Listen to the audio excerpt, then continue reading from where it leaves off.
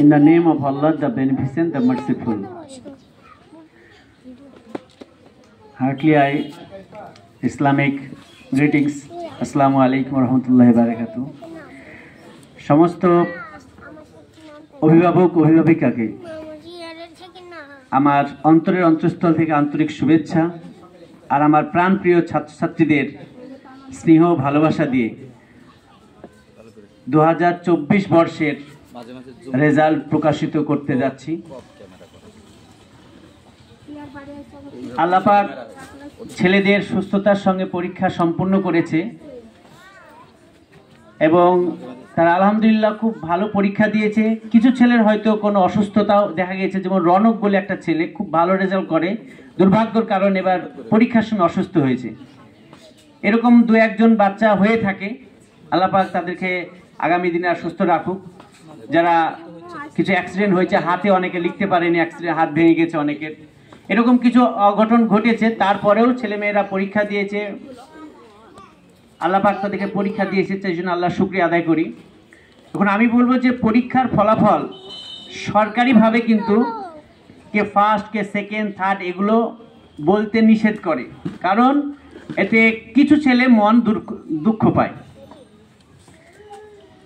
সেজন্য সরকার পাশ ফেলে তুলে দিয়েছিল, কিন্তু আমরা সেই ক্ষেত্রে এটা করিনি, কারণ যে ভালো কাজ করবে তার পুরস্কার আছে, এটা ইসলামিক দৃষ্টিভঙ্গিতে বোঝা যায়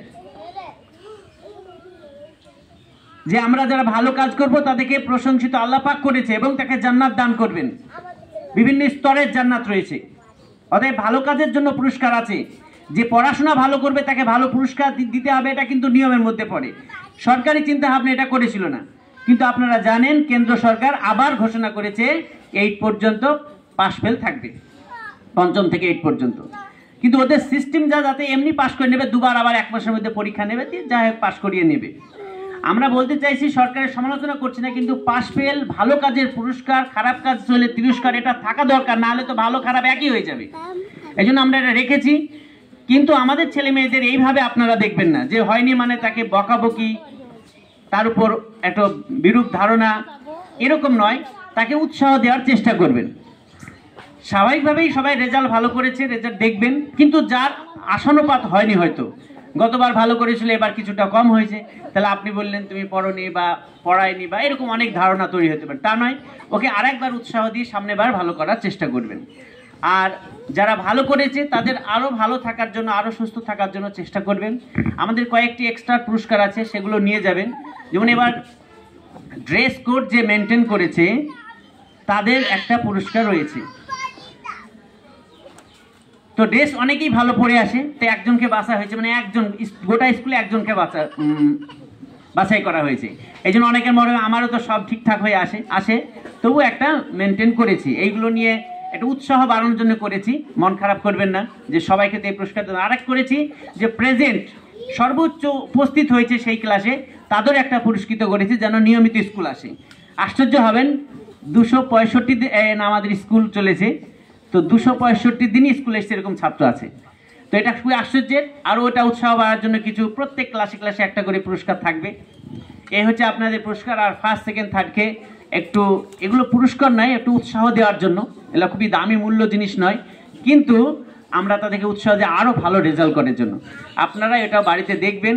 আপনাদের অত্যাধিক সহযোগিতার কারণেই স্কুল এই জায়গায় আসতে পেরেছে এবং আলহামদুলিল্লাহ আমরা এবার অন্যবারের তুলনায় চিন্তায় পড়েছি যে জায়গাটা কোথায় দিব, কারণ আমরা প্রতিবার টার্গেট রাখি 100 ছাত্র ভর্তি নেব। যে 100 ছাত্র ভর্তি নেই, আমাদের কিছু ছেলে যাতায়াত করে, বাকি প্রতি বছর 50-60 জন করে বাড়ে স্কুলে। এই বাড়তে বাড়তে আমাদের 600 ছাত্র হয়েছে, কারণ 2011 থেকে ওই 50টা করে বাড়ায়। এবার অলরেডি আমাদের প্রায় 1500 ছেলে ভর্তি অলরেডি হয়ে গেছে, যেটা অনেকে বসে আছে যে কোথায় জায়গা দেব। মানে এমনি আপনারা জানেন যে আমাদের টিচার রুম নাই, প্রত্যেকটা ঘরে বসে, বারান্দায় বসে। এই নিয়ে আমাদের একটা ওই 2তলা বিল্ডিংটা আমরা বানাচ্ছি, তাহলে কিছুটা ঘাটতি পূরণ হবে।